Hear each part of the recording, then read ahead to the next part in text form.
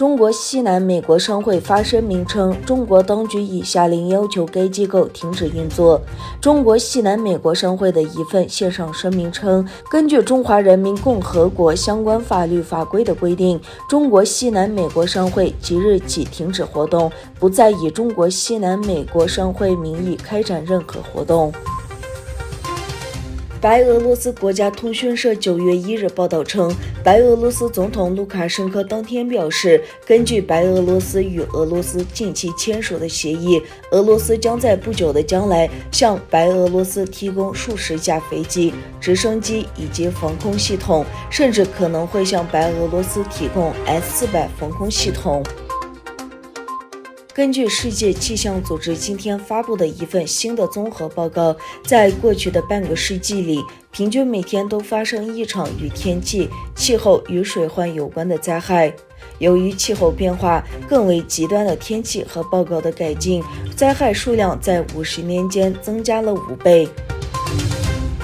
土耳其驻辛巴扎尔总领事馆的正式开幕仪式在波斯尼亚人口密集的塞尔维亚桑切克地区举行。土耳其外长乔乌什欧卢、塞尔维亚外交部长塞拉科维奇、土耳其驻贝尔格莱德大使哈米阿戈索伊和辛巴扎尔总领事巴沙尔巴苏尔出席了开幕式，同时播放了埃尔多安总统的视频致辞。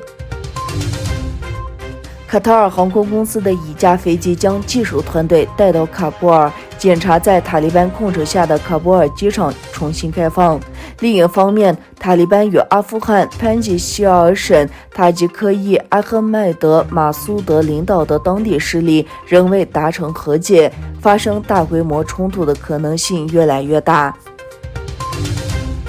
中国内地艺人赵薇遭到全网封杀，其曾经参演或执导的《还珠格格》、《小林足球》等多部影视作品不但下架，而且主创人员列表中删除其名字。中国主要视频网站搜索赵薇时已无结果。据报道，赵薇不仅影视作品高产，还在金融投资领域布局甚广。